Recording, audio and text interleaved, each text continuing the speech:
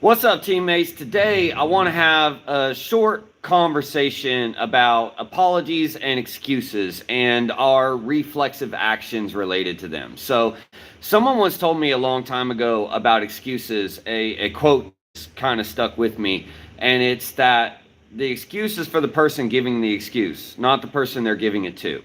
So, making an excuse about something is typically not going to make the person you're apologizing to feel better. All excuses really do is make the person giving the excuse feel justified in whatever it is that they did, right? So, that was always a quote that kind of stuck with me because from a very young age, I had hit a point where apologies meant very little to me. I mean, very little, because I noticed that people just said sorry all the time, and like with tone and facial expressions that showed that they really didn't mean it, if that makes sense. So that's something I noticed all the time, particularly from my parents. And you guys know, if you follow me for any amount of time, how important I feel like it is that we model the type of behaviors we want our kids to express when they're older, when they're teens and adults, that we model that for them starting at a very, very young age. So I've done several podcast episodes in the past about different ways that I've tried to model this with my son. And, it all starts with recognizing when you made a mistake, when you did something wrong, and then giving a sincere apology. But the thing about apologies is people tend to just be reflexive about it. Like the reflex of just say, oh, I'm sorry, right? But that's not a real apology. Can we all agree on that? That someone just reflexively going, oh, I'm sorry. That's not really an apology. That's more just them trying to stop the conflict or end the conflict without actually making any headway into the mistakes that they made, right? So I think people just tend to be really, really reflexive when it comes to apologies. Like it just sort of almost automatic. And that automatic feel to an apology makes it mean much, much less. So for example, there was a time when my son was younger and I lost my temper a little bit, and not particularly at him, but he was in the vicinity, and it scared him. I mean, and rightfully so. He was like 5, 6 years old, and it scared him. And so the thing about apologies is it's more than just saying you're sorry. So of course I did that, but I recognized that that's not enough. It was never enough for me when I was young. Like saying you're sorry doesn't make up for the thing that you did. Does that make sense? Like just reflexively be like, oh, I'm sorry. Doesn't make up for the thing you did. It just tries to end the conflict where it's at. So apologies really need to have 3 parts to them, which is part of the story I'm telling you. Apologies first need to start with acknowledgement. Acknowledgement that what you did is something worth apologizing for, and that maybe you regret it, or maybe you have some, what's the word I'm looking for?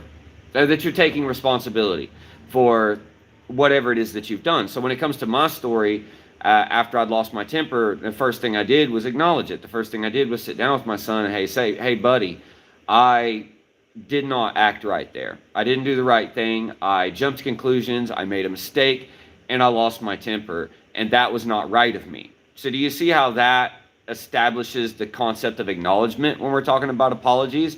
And you see how that already makes the conversation feel more intimate and meaningful before I've ever even given an apology than just saying, oh, I'm sorry, shouldn't have done it, whatever, right? That sort of reflexive response. So when I approach apologies, I usually don't apologize right away because I don't want it to come across as reflexive. So instead, I try to make sure that I'm following these 3 steps I'm talking about of how to make a sincere, good apology and how to model those apologies for your kids so that they're going to be more likely to model that behavior as they get older into their preteen, teen, and adult years. And it's not always going to sit right off the bat, right? But so the first step is acknowledgement. So in the story I was telling about my son, that was the first thing I did. Acknowledge specifically what I did wrong and that I did it wrong, and make 0 excuses about doing it. Because like I said, excuses are for the excuse giver to justify and feel better about what they did. They do nothing to make the person you're apologizing to feel better. So step 2 is taking responsibility.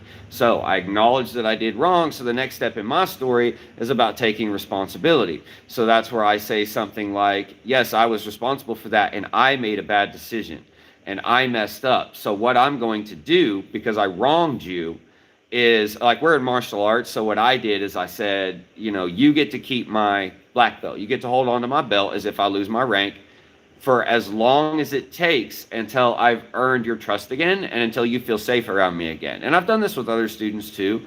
You can have this until you feel safe around me, and then if I earn it back from you, you can give it back to me whenever you want. Now, I have a custom embroidered black belt made in the USA. It's like a $300 black belt. So this is like not giving away anything, something insubstantial. So again, step one, acknowledgement. Step two is taking responsibility. I took responsibility by not just saying I take responsibility in what I did wrong, but also giving a path forward, right?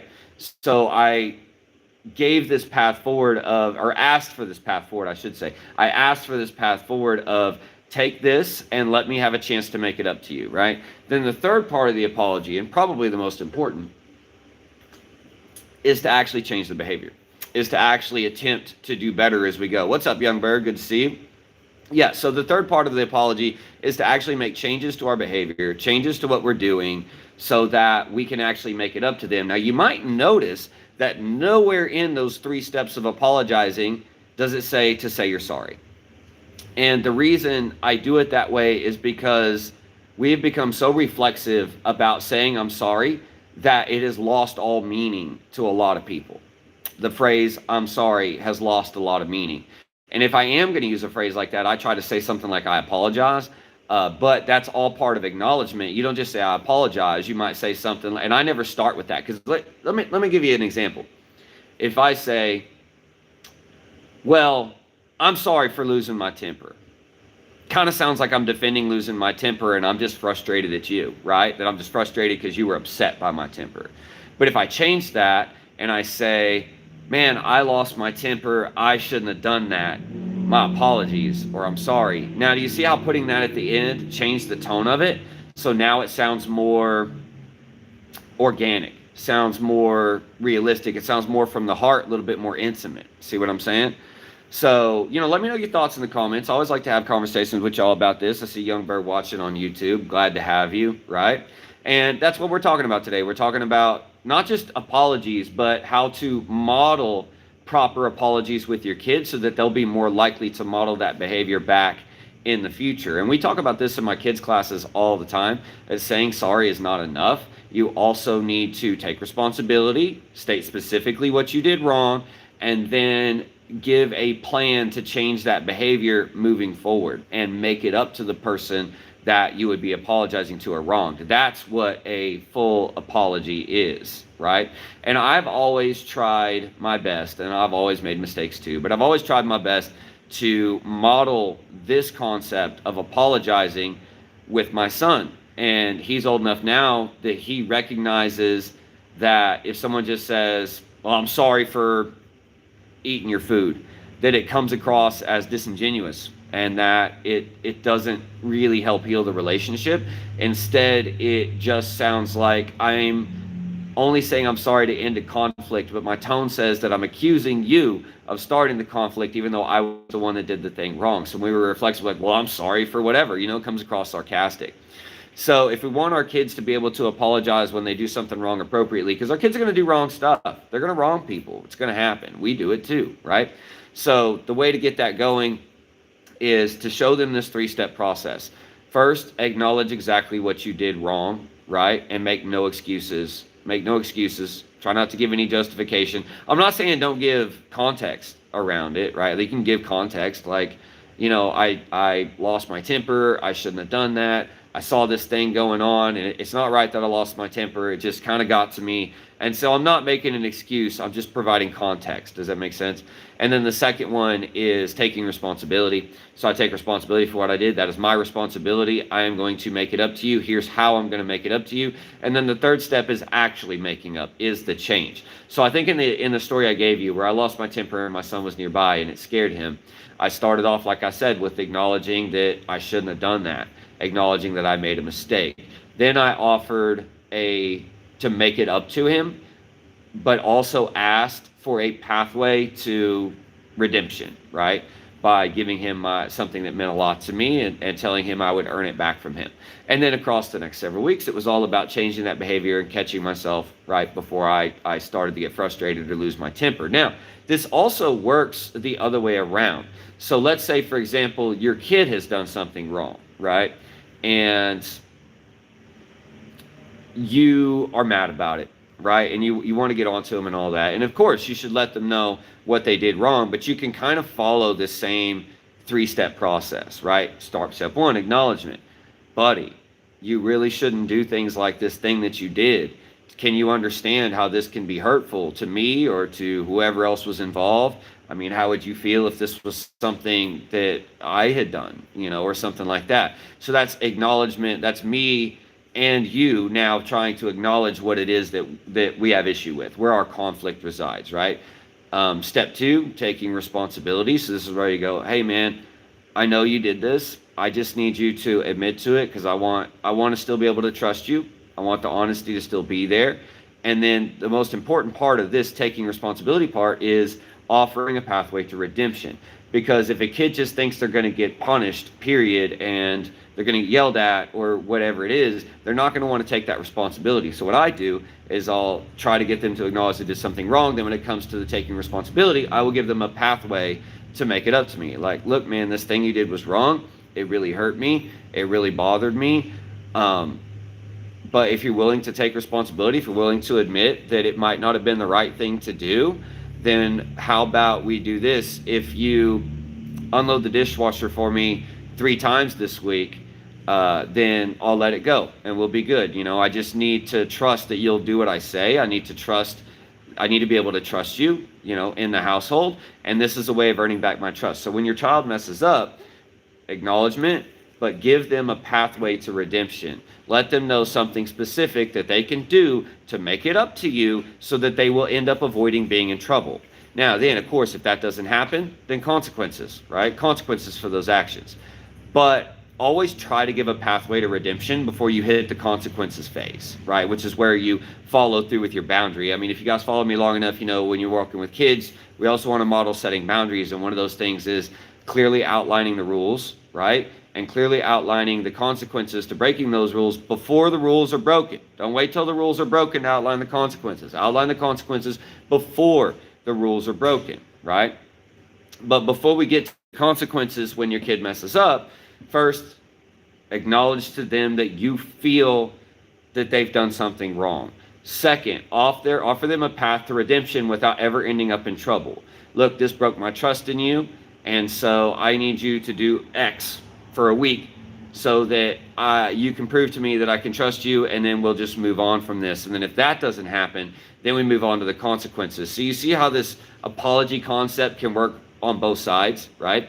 So if I'm the one that wronged and I need to do an apology, just like I said at the first part of this whole video, I would start off with the acknowledgement that I did wrong, taking responsibility for what I did, and offering a way to make it up to them, a pathway forward, and then actually changing that behavior moving forward, right? But the same thing can be if I was wronged by a child or somebody else, then we can start off with me acknowledging why I feel wronged, and then asking them, can you understand where I'm coming from? Can you understand why I feel wronged by that behavior? Then offer them a pathway to redemption, as in, hey, that was really not nice. Would you, or sorry, I got kind of sidetracked. I heard something beside me. Acknowledgement, hey, can you see why that thing wronged me? Taking responsibility, that could be offering the pathway forward. Maybe they forgot to take out the trash. So I'm just going to go with a simple one. So then I say, all right, so to make that up for me, I need you to not only take out the trash, I'm also going to need you to take everything out of the fridge and scrub the fridge this weekend.